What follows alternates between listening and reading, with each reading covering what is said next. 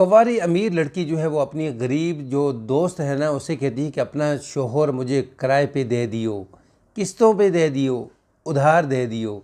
गरीब सहेली आगे उसके मुंह की तरफ देखती कि ये क्या कह रही है। अस्सलामु अलैकुम वरहमतुल्लाहि वबरकातुहू। मेरे मोअज़्ज़ज़ नाज़रीन इकराम, ये वाक़या कुछ यूँ शुरू होता है कि जो लड़की है ना अमीर लड़की, यानी इसका वालिद जो है इसकी वालिदा के ऊपर बहुत ज़्यादा जुल्म तशद्दुद करता है। ये सारा कुछ देखती आती है, हत्ता कि इसी हालत के अंदर इसका बाप जो है इसकी माँ को तलाक दे देता है। तो इसके नानके जो होते हैं बड़े तगड़े होते हैं। वो जो उसकी माँ की जो जायदाद बनती है, पैसा ज़मीन सब उसके नाम पे करवा देते हैं। तो उससे इसके घर का जो गुज़र बसर बहुत अच्छा होता है। ये अपनी बच्चियों को पढ़ाती है। लेकिन जो सबसे बच्ची होती है ना बड़ी, यानी उसको कहती है कि बेटा आपकी शादी का वक्त हो चुका है, आप शादी कर लो।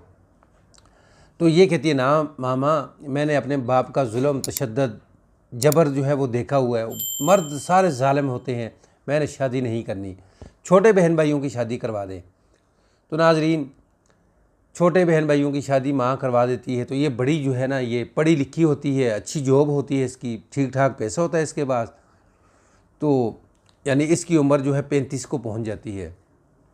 महल्ले की हर लड़की हर दोस्त इसे यही कहती है शादी कर लो। तो एक इसकी सहेली होती है जो इंतहाई गरीब किस्म की होती है, उसके बच्चे भी वाफर होते हैं।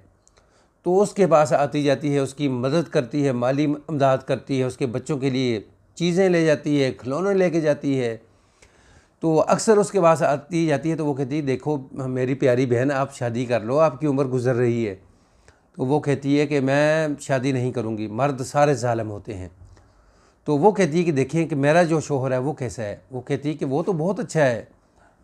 तो कहती है कि अगर मैं अपने शोहर जैसा कोई आपको मर्द ढूंढ के दे दूं तो आप उससे शादी कर लोगी। कहती ना बाबा ना, मैं शादी नहीं करूंगी। तो उसने कहा कि एक शर्त के ऊपर मैं शादी करूंगी। उसने कहा कि कौन सी शर्त? उसने कहा कि अगर आप यानी अपना शोहर मुझे उधार दे दियो, किस्तों पे दे दियो, किराए पे दे दियो, फिर मैं उससे शादी कर लूँगी।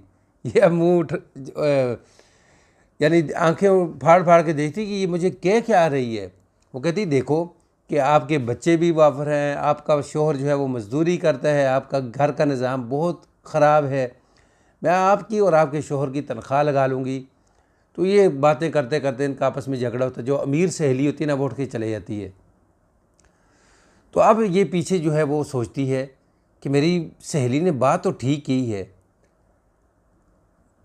तो वो अपने शोहर से बात करती है कि देखें कि जो मेरी सहेली है ना, जो हमें खाना भी देती है, अमदाद भी करती है, बच्चों के लिए सामान भी लाती है, तो वो मुझे कहती है कि अपना शोहर मुझे उधार पे दे दो, किराए पे दे दो, किस्तों पे दे दो। तो वो कहता है क्या मतलब? वो कहती है कि मतलब ये कि मैं उससे शादी कर लूँ, फिर मुझे उससे बच्चा हो, फिर उसके बाद वो मुझे तलाक दे दे। तो वो अपने शोहर को ना मना लेती है, शोहर मान जाता है। तो नाजरीन, जो अमीर सहेली है ना उसकी शादी हो जाती है इसके शोहर के साथ। कुछ माह गुज़रते हैं, फिर वो उम्मीद से होती है, फिर हत्ता कि उनको अल्लाह तबारक व तआला खूबसूरत प्यारा सा बेटा देते हैं। अब जो गरीब सहेली होती है ना वो कहती है कि देखें कि आपकी शर्त जो है वो पूरी हो चुकी है कि आपने कहा था कि आपका शोहर जो है मुझे किराए पे चाहिए, किस्तों पे चाहिए, उधार पे चाहिए, जब बच्चा होगा तो मैं तलाक ले लूँगी। तो उसने कहा कि अब आपकी डिमांड पूरी हो चुकी है। तो उसने कहा कि अभी खेलने के कूदने के देना बच्चे के, ये जुल्म ना करो, कुछ वक्त ठहर जाओ। कहते ठीक है। नाजरीन, कोई महीना डेढ़ और गुजरता है तो इसका शोहर जो है ना ये गायब हो जाता है।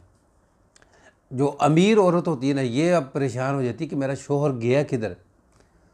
काफ़ी दिन गुजरते हैं तो अचानक आता है। तो पूछती कि आप इतने दिन किधर रहे हो? उसने कहा कि देखिए असल में बात ये है कि जो आपकी सहेली है ना गरीब, मेरी बीवी है पहली, यानी उसकी माँ जो है बहुत ज़्यादा बीमार है, गुर्दों की उसकी बीमारी है, और कहते हैं कि उसका गुर्दा तब्दील होगा तो उसकी जान बचेगी वरना वो मर सकती है। तो ये कहती है कौन से हॉस्पिटल के अंदर है? फ़लाँ हॉस्पिटल के अंदर है, फ़लाँ वार्ड के अंदर है। तो ये कहती है अपने शोहर को कि मैं बंदोबस्त करती हूँ। शोहर खुश हो जाता है कि कितनी अच्छी मेरी बीवी है, अमीर भी है लेकिन दिल की भी अमीर है। तो नाज़रीन ये उस हॉस्पिटल के अंदर पहुंच जाती है और पता करते करते कि ये जो है यानी मरीज़ है, तो वो हॉस्पिटल वालों से लिखवाती है कि देखें कि ये मेरी सहेली की वालदा है, मेरे अलावा और आपके अलावा किसी को पता नहीं होना चाहिए इसके लिए गुर्दा किसने दिया है। मैं अपना गुर्दा देती हूँ और इसको जो है आप फ़ौरन इसका इलाज करें। तो उसके बाद हॉस्पिटल वाले जो है उसका इलाज करते हैं।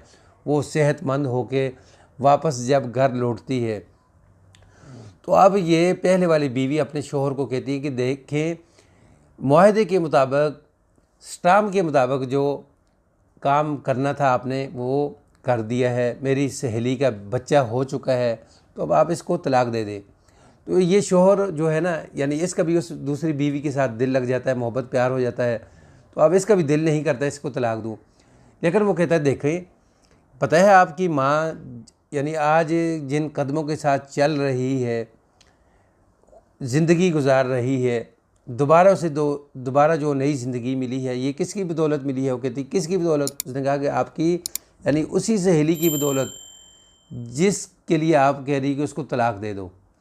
तो वो कहती फ़ौरन जो है वो ज़मीन पे गिर जाती है और रोना शुरू कर देती है और फ़ौरन अपनी सहेली के पास जाती है और उसके पाँव पड़ती है और उससे माफ़ी मांगती है।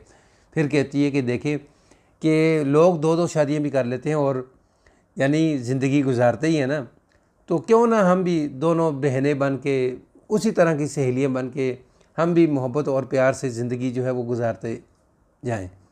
तो नाज़रीन उसके बाद वो दोनों जो है सहेलियाँ जो हैं एक ही शोहर के साथ बड़ी खुशहाली की ज़िंदगी गुजारती हैं। तो ये ज़िंदगी आगे चलती रहती है। ज़िंदगी जो है वो नाम ही मोहब्बत और प्यार का है।